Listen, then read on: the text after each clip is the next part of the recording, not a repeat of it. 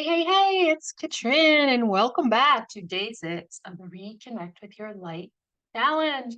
I'm so glad you're here and you're making so much progress. So give yourself a thumbs up, a high five, a big hug, whatever it is, and tell yourself you're doing fantastic.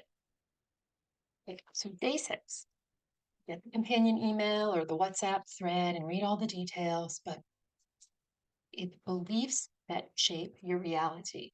Now, we could go on for days and weeks and months about this, right? Even years. But we're just going to do a quick high level overview today and give you something to think about or think further, as I'm sure many of you have been sitting with this concept for a while. And our theme is in the self love, self forgiveness beliefs is what do you believe about yourself? Okay. So the focus is really about setting that intention to uncover limiting beliefs about self worth, about love, about forgiveness, particularly if you are struggling in any of these areas or uncertain, or you're just like starting on the path. Okay, so my eyes aren't on you for a moment. My apologies. Our key message today is your beliefs are powerful, and choose one that shapes your highest good. And I think I mentioned the other day about having 60 to 80 thoughts for a day. We get to choose which ones to focus on, right? So keep that in mind. Your activity for today is to identify 3 things or 3 limiting beliefs and then rewrite them. It's kind of like the claim it, name it, and reframe it that we talked about the other day, but we're going to specifically do this again about your beliefs about self worth, about love, about forgiveness. And that's why there's 3. And you don't have to have one for each. Just feel into the energy of it when you sit down to do this exercise and notice what comes up. Just like everything else, there's no right or wrong answer. Notice it, write it down, contemplate it, honor it, and then rewrite them and affirm new things for yourself. I hope that makes sense. We're going to keep this really simple, right? So these are beliefs that are likely holding you back. You're sabotaging yourself with them, most likely unconsciously, right? I'm not good enough. I'm not worthy. I'm not enough. Whatever it is, we want to continue to reframe these. But it's that gift of noticing. Notice what you believe. An affirmation that you can use, or any variation if you choose, is that I choose beliefs that uplift and empower me. And I'm going to hone this in. Beliefs are choices. Choose ones that align to your highest good. You want to take this a few steps further, and this is not in the quick email guide. Begin to notice and ask yourself consciously, whose energy is it? Or whose beliefs am I carrying? We carry in our morphic field, right? Other people's energies. I think it was Jim Rohn that originally said that basically we are the makeup of the 5 people we spend the most time with. I don't know if that's 100% true or not, but think about that. Think about who you're primarily with, physically or emotionally and in conversation. And when we were young and growing up, those really pivotal years, 0 to 7, and then 7 to 14, and 14 to 21. Our beliefs get shaped over those years and those processes. So diving in when we do the ancestral work, whose belief is it? Whose energy is it? I'm going to ask you one more question. We're going to take it up another notch. If you really want to spend time diving into beliefs, and this comes from the work of Katie Byron, and I was reminded of it by a coaching friend recently, again, but I've used it. Really tune in and ask yourself with all honesty, Who would I be without my story? Who are you, my friends, without your story, without your pain, without the masks that you wear out in the world to protect yourself? Mostly it comes down to some sort of self protection. And if we really get down to it and not go through the whole long list of map of consciousness or other tools that are out there, there's only two emotions or two perspectives that really exist: fear and love.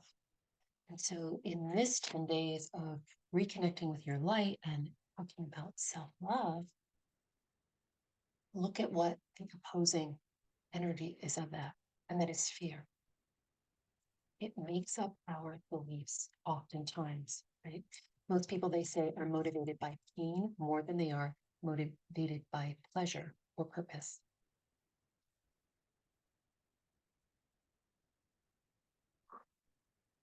So that's a lot. I'm going to stop riffing on that. And I'm just going to invite you, if you're still here with me, to take some time to think about these things. But really, just keep it simple. Focus on the beginning, the three limiting beliefs that come up today or when you choose to do this. You want to take it further, do it all today, do it over periods of time. Put your pencil down, put your pens down, close your eyes, place both hands on your heart.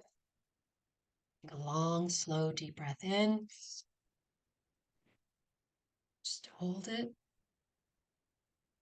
hold it, hold it, hold it, hold it, hold it, and then just release. Okay, let's do that 2 more times. Breathe deeply into your whole being. Hold it. Take another breath in without releasing it. Hold it again. And one more third breath in. Hold it for as long as you can. And then when you're ready and in your own time, release. How good does that feel? So one more cleansing breath in, one more deep breath in. Mm, Just hold it for a moment. When you're ready, just release it. Ah, get all the wiggles out, shake out all the tension, tap if you need to. We've done this before. Roll out your shoulders, stretch your neck, open your heart. Take a deep breath in and bring your arms over your head up to the divine. Ah, bring them down in prayer position. And if you want to go deep in this moment, ask yourself, who would I be without my story? And set the intention to start unraveling the beliefs that you have. Give yourself permission to question them. If you were someone that was raised in an environment where you couldn't question anything, give yourself permission. If you can't do that, I give you permission to start questioning your beliefs. But before you can question them, you have to start to recognize what they are and how they're shaping you. Notice the things that you believe about yourself today. Maybe notice how they were different a few years ago. Just notice what they are.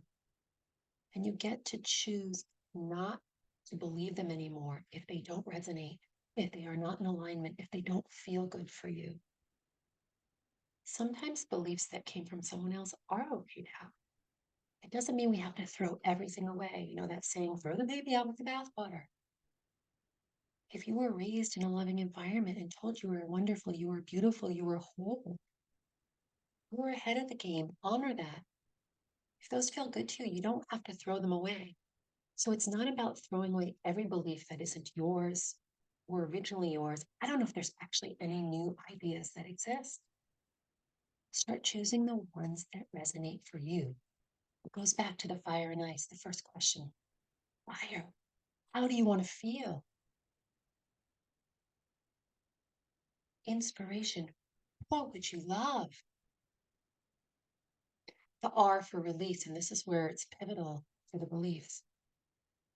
What do I need to let go of to move forward? What's holding you back?